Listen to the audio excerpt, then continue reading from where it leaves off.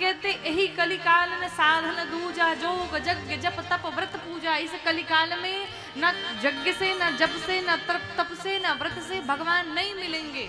भगवान अगर मिलेंगे तो सिर्फ और सिर्फ भगवान का नाम लेने से। साधारण सा उपाय, बस भगवान का नाम लेते रहो, सीताराम सीताराम करते रहो, भगवान आपको प्राप्त हो जाएंगे। और कहते भूल से भी अगर किसी ने भगवान का नाम ले लिया उसे भी मुक्ति मिल जाती है, उसे भी भगवान मुक्त कर देते हैं। आपको एक घटना सुनाओ। एक व्यक्ति बड़ा अपराधी, बड़ा क्रोधी, बड़ा पापी, लेकिन उसने जीवन में एक बार जब वो मर रहा था तो मरते समय उसके मुख से गाली निकल पड़ी। और गाली क्या निकली? उसके मुख से निकला हराम जादा। क्या निकला? हराम जादा। अब देखिए, हराम में भी राम है? हराम में भी राम है। तो भूल से उसने गाली तो दे दी, लेकिन जब वो मर करके ऊपर गया यमराज के पास और उसकी खाता बही जब निकाली गई तो निकला कि इसने जीवन में एक बार राम बोला है। तो यमराज ने पूछा, इसने तो पाप किया जीवन भर, ये कब राम बोल दिया? दोबारा चेक करो। तो जब दोबारा चेक किया गया, महाराज इसने गाली दी थी और उस गाली में राम का नाम आ गया। तो उसने कहा, भी तो सुन रहा था, इसने कहा जब एक बार राम का जो फल होता है ना मुझे दे दो। यमराज ने कहा, ऐसा केस तो पहली बार आया, एक बार राम का नाम लेने का फल क्या होता है? एक काम करो, ब्रह्मा जी बताएंगे। ब्रह्मा जी के पास सभी लेके गए। ब्रह्मा जी ने कहा, हमें भी नहीं पता है। फिर भगवान शंकर के पास ले चलो, वो दिन रात राम राम जपते रहते हैं। सभी भगवान शंकर के पास गए।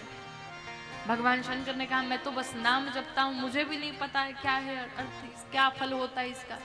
सबने कहा, चलो एक काम करो, ये जिसका नाम है उसी के पास ले चलो। भगवान विष्णु के पास सभी पहुंचे और जब वहां गए तो इसे पालकी पर ले करके सभी आ रहे थे। और जब भगवान नारायण ने देखा, लग रहा है मेरा कोई बहुत बड़ा वाला भगत आ रहा है, जिसे ले करके ब्रह्मा जी, भगवान शंकर जी ले करके आ रहे हैं। भाई कोई वीवीआईपी आता है तो उसके पीछे 10 लोग लगे होते हैं, तो उसके पीछे ब्रह्मा जी लगे हुए हैं, एक तरफ भगवान शंकर लगे हुए हैं। तो भगवान नारायण ने सोचा, लग रहा है कोई वीवीआईपी शिष्य आ रहा है हमारा चेला। तो भगवान नारायण स्वयं उठ करके गए उस भगत के पास।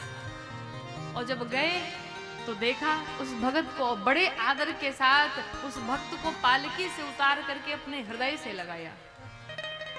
तो ब्रह्मा जी ने पूछा, सरकार आपका एक बार नाम लेने का फल क्या होता है? भगवान नारायण बड़ी जोर से मुस्कुराए, कहा, भी एक बार नाम लेने का फल पूछते हो?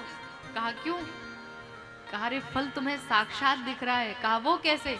कहा, ब्रह्मा जी साक्षात दिखाई पड़ रहे हैं, साक्षात भगवान शंकर दिखाई पड़ रहे हैं, और मैं ही एक बचा था, मैं भी आ गया। ब्रह्मा विष्णु महेश तीनों के इसे दर्शन हो गए। जो संत महात्मा जीवन भर कई करोड़ों जन्म तक तपस्या करके ब्रह्मा विष्णु महेश तीनों के दर्शन नहीं पा पाते, आज ये एक बार राम का नाम लेकर के तीनों के दर्शन प्राप्त कर लिया। और अभी तुम नाम का फल पूछते हो। एक बार नाम लेने का फल है। तो आप विचार करिए, जिसने एक बार नाम लिया भूल से भी उसको ये फल मिला, तो हम जब प्रेम से आदर के साथ भगवान का नाम लेंगे तो हमें कितना भगवान फल देंगे। और महाराज सब तो छोड़िए, रामचरितमानस जी में जब भगवान श्री राम लंका पर चढ़ाई कर रहे थे और उस समय जब छोटे छोटे बंदर भालू मिलकर के सेतु तैयार कर रहे थे, तो उस पत्थरों पर राम राम लिखते और पत्थर को पानी में समुद्र में फेंकते, वो पत्थर तैरने लगता। तो भगवान राम ने कहा, बताओ ये मेरा नाम लिखते हैं और ये पत्थर तैरने लगते हैं, एक बार जरा मैं भी ट्राई करके देखूं। तो भगवान राम बिल्कुल किनारे एकांत में गए और एक पत्थर उठाया और पत्थर उठा के समुद्र में फेंका। और जैसे समुद्र में फेंका, क्या हुआ? पत्थर डूब गया। अब जैसे ही पत्थर डूबा, राम जी धीरे से भगे वहां से, किनारे आकर के बैठ गए। चारों तरफ देखा, किसी ने देखा तो नहीं। तब तक हनुमान जी महाराज पीछे से चले आए। हनुमान जी जैसे आए, कहा, डूब गया ना? राम जी ने कहा क्या डूबा?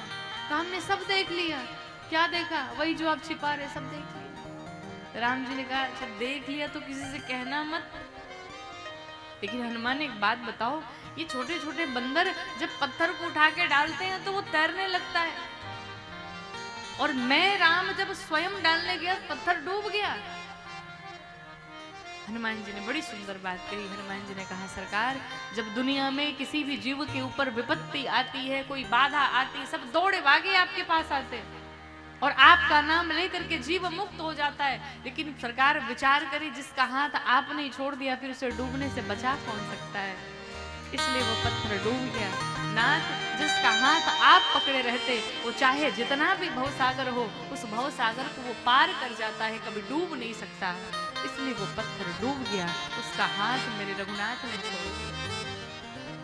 तो भगवान के नाम की बड़ी महिमा है महाराज। इसलिए इस कलिकाल में सिर्फ और सिर्फ भगवान का नाम लिया जाए।